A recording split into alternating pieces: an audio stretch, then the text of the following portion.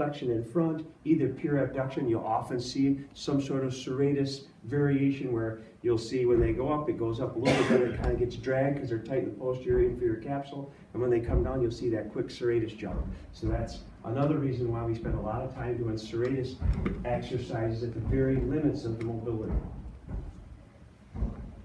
So the goal of your therapy is to get the athlete to have the ball travel as far as they can, as efficiently as they can. So there's linear acceleration, there's rotational acceleration. Your therapy should improve their ability to take that ball from the right position as far away from the target, accelerate it over a greater distance. And if you can do that and make them more efficient in that, they're going to end up throwing harder. So when you get that athlete, you're telling them, why am I having you do these things? It's so that you can accelerate the ball over a greater distance and do it more efficiently. They're gonna be much more compliant, and it authenticates what you're doing. So, this is just some information I just wrote, and it's an open chain activity upstairs, it's a closed chain activity downstairs. So when you're doing your evaluation, it's important to prescribe exercises that allow that. You're thinking of that along the way. Okay, what can I do to improve the ability of those different, proximal versus distal joint partners to be strong where they need to be strong and have the ability to go as far as they need to go. So the goal is, you want the pathway of least resistance. You're trying to increase the muscle's ability, improve the glenohumeral mobility in the socket the right way. Is the shoulder blade upwardly rotating as much as it should? They have the ability to be stable at end range when they hold a contraction for a greater period of time. So it's very important to watch your athlete do the exercise, because they're going to find a way to do it.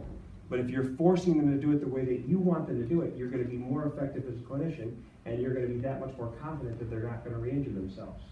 So that's why it's important to do your passive evaluation, but you're also doing an active evaluation.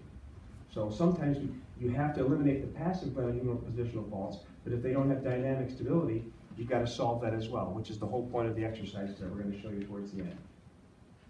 So the EMG studies, talked about it already, they have very similar neurological and muscular recruitment patterns.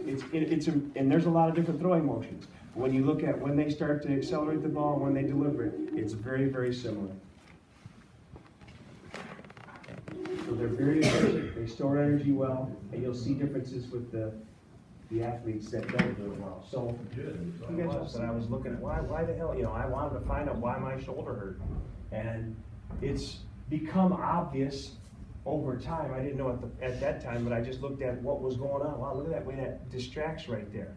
So the throwing motion, in the beginning, everything has to keep it from going anterior, from subluxing anterior, and then when posterior, the shoulder goes that way, and everything has to decelerate that posterior superior translation. That's why it's so important that your mobilizations restore all of the mobility, and you reinforce that with exercises that teach the athlete how to centralize that humeral head. Same thing, just looking at different muscles. But I really think it's important that you go home and you look at these and you're like, okay, why would that muscle be working harder? And then look back at those compensations. And if I've got an improper position, or I don't let my body move the way that it should, or it can't move the way that it should, this is what happens. Injuries happen because muscles are working too hard. So this was a much more complicated one, but it's still nice to look at. And this is something I use a ton in evaluations. When I'm talking to a patient and they're telling me that their shoulder's hurting here, I would draw the line that this muscle is a stabilizing muscle, and based on what I saw you throw, like, you're using it as a decelerator. It's not doing the job of a stabilizer. You're using it to do two things when it's really only good at one, and the position you're trying to use it in two things is the worst position you could use it while you're throwing. And they're like, oh, okay, and then we take them through the screen, and then, okay, you can't even get into the right position to take that stress off of it. So you'll see the compensation list, you'll see the screen that we go through, and you'll start to be able to draw, okay, during late cocking, his shoulder's in maximum external rotation way too early, but he had to get there because he had no flexibility through his thoracic spine. And you say that to a parent that's watching their kid get screened, and they just kind of smile. They're like, okay, people have never talked like this before. I'm in the right place. Yeah. Which is what you want, which is why, even though I know sometimes the dry stuff, you know, you want to get to I know this guy's tough, but it's really, really important when you look at that compensation list and you look at those EMG profiles to be able to make that connection with the patient, because a lot of the kids, they don't know, they just want to throw again. But the parents are the ones who are making the decision about where they're going to go to therapy, and they're the ones you're actually trying to convince that this is the right thing to do. So that's why when you look at those EMG profiles, okay, you know stress and strain. I mean, I was in mechanical engineering at Northwestern. You're like, okay, I know stress and strain. You break down a muscle, I mean, that's what we are. We're biomechanical machines. And if it works too hard for too long in a bad position, it's actively insufficient, and now all of a sudden it fails. So when you can connect those dots, just like he said, taking people to the screen, relating it to what you saw in their throwing motion, as well as taking them through that full screen, you're gonna have that much more affinity, and people are gonna be compliant, and now you're gonna